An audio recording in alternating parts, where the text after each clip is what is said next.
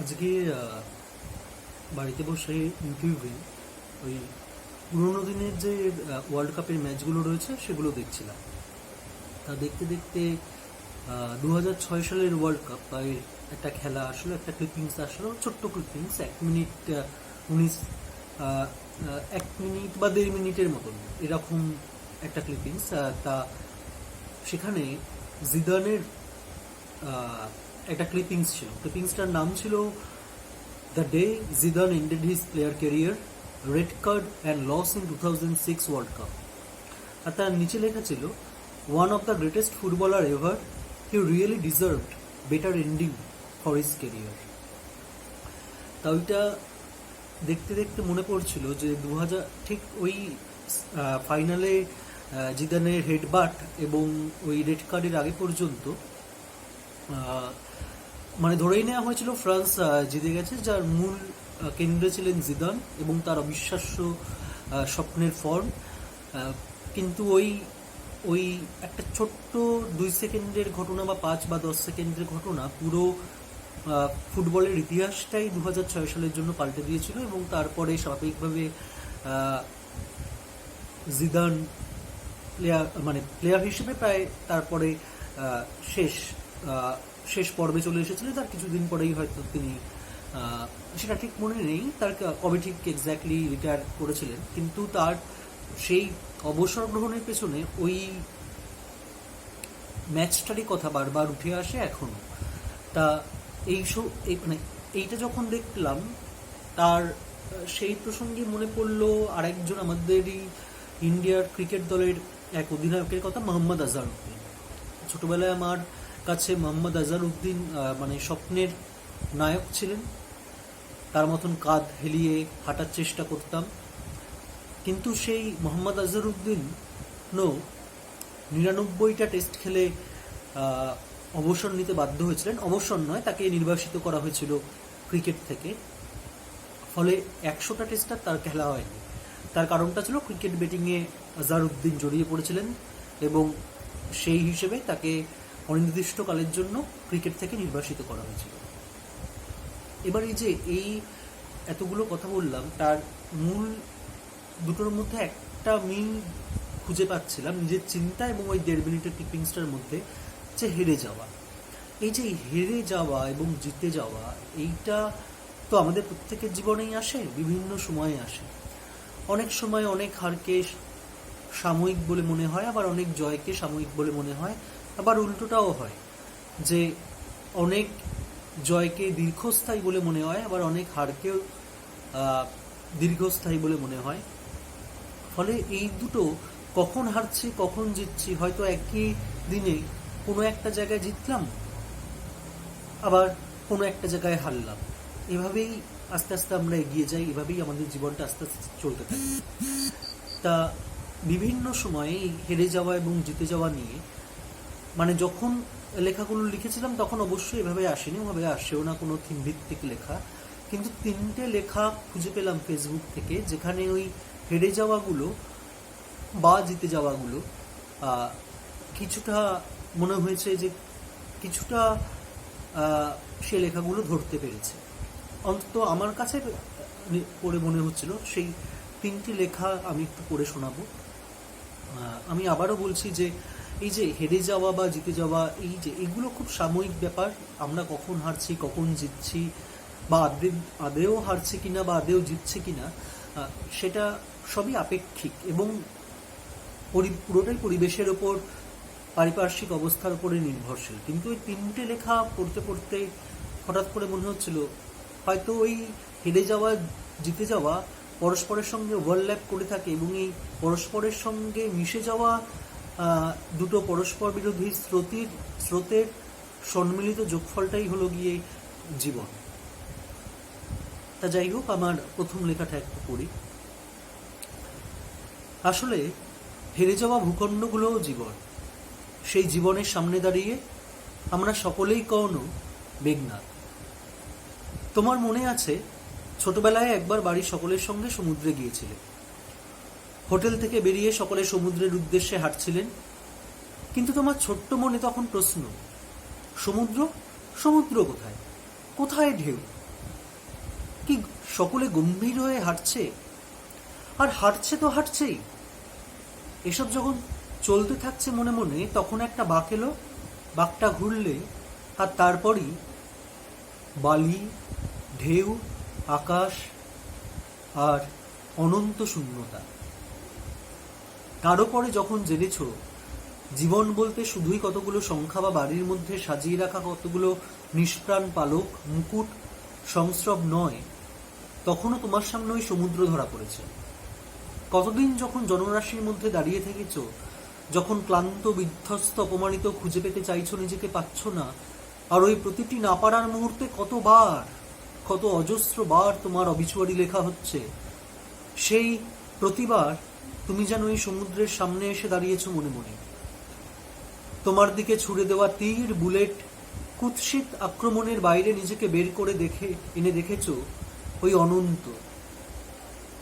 আশপাশ থেকে তীর, বুলেট খসে খসে পড়েছে, তখন কেউ তোমাকে স্পর্শ করতে পারেনি, শুধু একটা বাঁক। আর তারপরই বালি, ঢেউ, আকাশ, শূন্যে উড়ে যাওয়া গাংচিলের দল। তখন তুমি জেনেছ এই যে হেরে যাওয়াগুলো, এগুলোও জীবন। এগুলোতেও মানুষ শ্বাস নেয়, এগুলোতে কয়েকজন দূরে চলে যায় যারা আসলে কোনোদিনও কাছেরই ছিল না। আর এই সময়গুলোতে কয়েকজন, হাতে গোনা কয়েকজন পাশেই থাকেন বরাবরের মতো। খুব খারাপ দিন গেছে হয়তো, বাড়ি ফিরেছ ক্লান্ত, বিধ্বস্ত, সমস্ত হেরে যাওয়া নিয়ে। বাড়ির লোকেরা কি সেই হেরে যাওয়া নিয়ে তোমাকে কিছু বলেছে? বলছে না তো, বরং ওই তো তারা পরম যত্নে, মমতায় সমস্ত হেরে যাওয়াগুলো মুখ মুছিয়ে দিচ্ছে। আসলে এতদিনে তুমি জেনে গিয়েছ হেরে যাওয়া ভূখণ্ডগুলোও আসলে জীবন।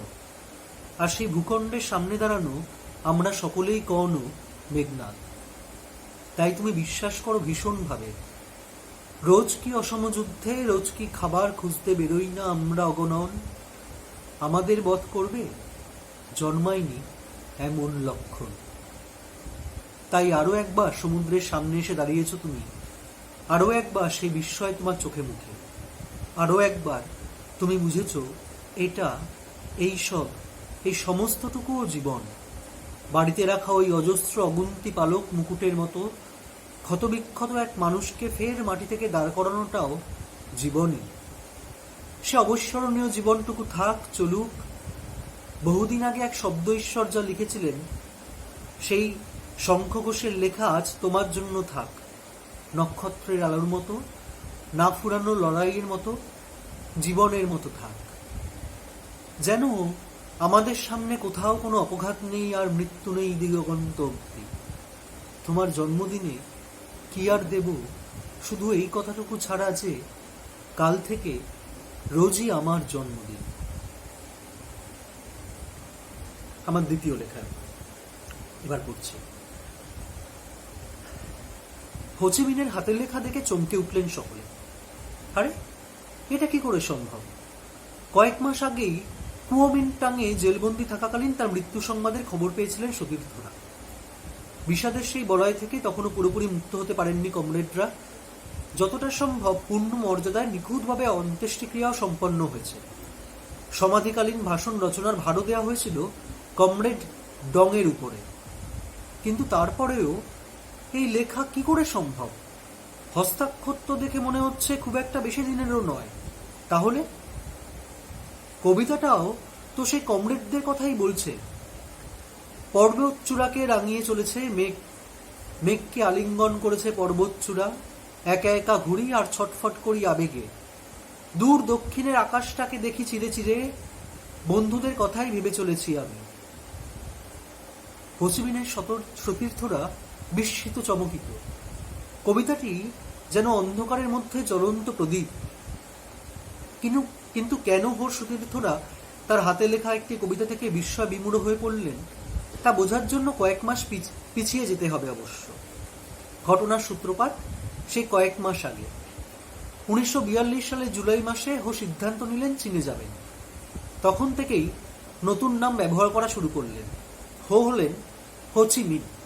খুব কাছাকাছি অনুবাদ করলে যার অর্থ হতে পারে ব্রিঙ্গার অফ লাইট বা আলোর বাহক। তো সেই নতুন নাম নিয়ে পাড়ি দিলেন চীনে। একটাই উদ্দেশ্য, ভিয়েতনামের লিগ ফর দ্য ইন্ডিপেন্ডেন্সের পক্ষে সমর্থন জোগাড় এবং তলায় তলায় চীনের কমিউনিস্ট পার্টির সঙ্গে যোগাযোগ গড়ে তোলা।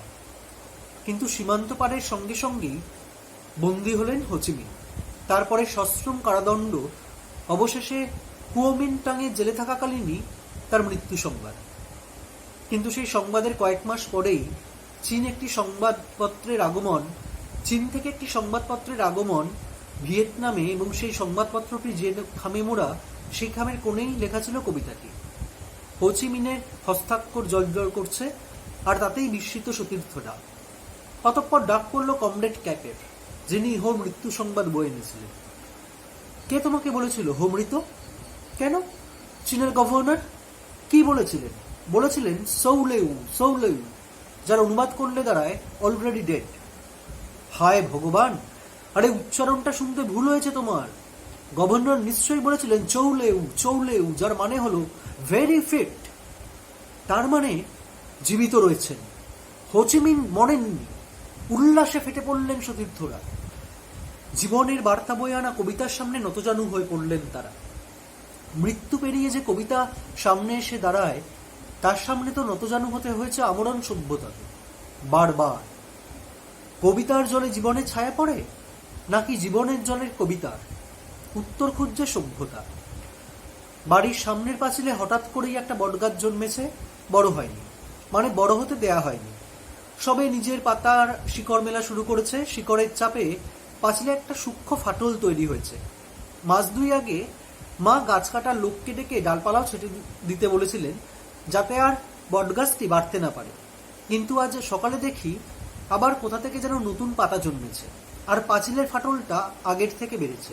আবার গাছ কাটার লোকের ডাক পড়লো, সে এলো, আবার ডালপালা ছাটার কাজ শুরু হলো। তা করতে করতেই গাছ কাটার লোকটি মাকে প্রশ্ন করলো, আমার হাতে কড়া পড়ে যাচ্ছে কাটতে কাটতে, এটা কেন মরছে না বলুন তো? মার কথাটা শোনা হয়নি, তার আগে বেরিয়ে পড়েছিলাম, কিন্তু কথাটা কানে বাজছে। আফগানিস্তানে মার্কিন বোমারু বিমানের হামলা, ধূলিসাৎ হয়ে যাচ্ছে চতুর্দিক। বিবিসি, সিএনএর অকুতভয় সাংবাদিকেরা সেই ধ্বংসের ফুটেজ তুলে আনছেন। বিহ্বলভাবে দেখছি আমরা, পাশে বাবা মার মৃতদেহ নিয়ে বসে রয়েছে শিশু, ফেলফেলিয়ে তাকিয়ে রয়েছে বাকি বিশ্বের দিকে। নিষ্পলক নিষ্পাপ ওই শিশুর দৃষ্টির সামনে মাথা নত করে দাঁড়িয়ে সমগ্র বিশ্ব। নৈশব্দও তো একরকমের কবিতা। ওই শিশুর নিষ্পাপ দৃষ্টি যেন একটা কথাই বলছে, যতই মারো, যতই ছুঁড়ে ফেলে দাও, আমি জীবিত থাকবই, মারতে আমায় পারবে না। গাছ কাটতে আসা লোকটার কথার মতো, আমার হাতে কড়া পড়ে যাচ্ছে কাটতে কাটতে, এটা কেন মরছে না বলুন তো? কোথাও অন্ত্যেষ্টির পরেও প্রাচীর ভেঙে বন্ধুদের হাতে পৌঁছে যাবে জীবনের কবিতা, কোথাও ডালপালা ছাটা বটগাছ আবারও মাথা তুলে দাঁড়াবে, কোথাও আবার মৃত পূর্বসূরীদের পাশে বসা ছোট্ট একটি জীবন যাবতীয় স্পর্ধার সামনে মাথা তুলে দাঁড়িয়ে নিজের অস্তিত্বকে জানান দেবে। আর এই সমস্ত হেরে যাওয়া দৈন্যতা এবং ধ্বংসস্তূপের মধ্যে মাথা তুলে ঘুরে দাঁড়ানোর নামই বোধ হয় কবিতা। কবিতার প্রসঙ্গ এলো, এবার শেষ লেখাটি পড়ব। এ লেখাটি কবিতায়। আমাদের হেরে যাওয়াগুলো একসঙ্গে রাখলাম। সকলে বলল, এরই নাম নাকি যৌথ জীবনযাপন। আমি মাঝ মাসেই যাতায়াতের খরচের জন্য তোমার দিকে হাত বাড়ালাম, তুমিও ঘরে নতুন পর্দা টানানোর জন্য আমার দিকে। আমাদের সমস্ত হেরে যাওয়া না পাওয়াগুলো পারস্পরিক দেওয়া নেয়ায় বদলে গিয়ে এভাবেই চলছিল অবিরত। হলে ওটা হতেই পারত দ্য গিফট অব দ্য মেজাইয়ের ৯০তম কোনো সংস্করণ, কিন্তু তাতে বাদ সাধল আকাশ। প্রতিবেশীদের ফ্ল্যাট থেকে আকাশ দেখা যায়, আমাদেরটা থেকে দেখা যায় না। এই একটি মাত্র না পাওয়ায় আমরা ক্রমশ ছিন্নমূল হয়ে উঠতে লাগলাম। আমাদের শিকড় থাকলো না কোনো, শুধু রইল উদ্দেশ্যহীন উড়ান।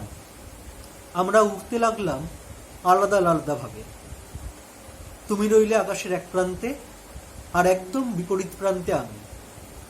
জালনার ফাঁক দিয়ে দেখা একরত্তি আকাশ আমাদের হারিয়ে দিল। যেমন ভাবে আবহমান মানুষ হেরে এসেছে, আকাশের কাছে। আমাদের হেরে যাওয়াগুলো একসঙ্গে রাখলাম। সকলে বলল, এরই নাম নাকি যৌথ জীবনযাপন। নমস্কার, ভালো থাকবেন, নিজেদের খেয়াল রাখবেন।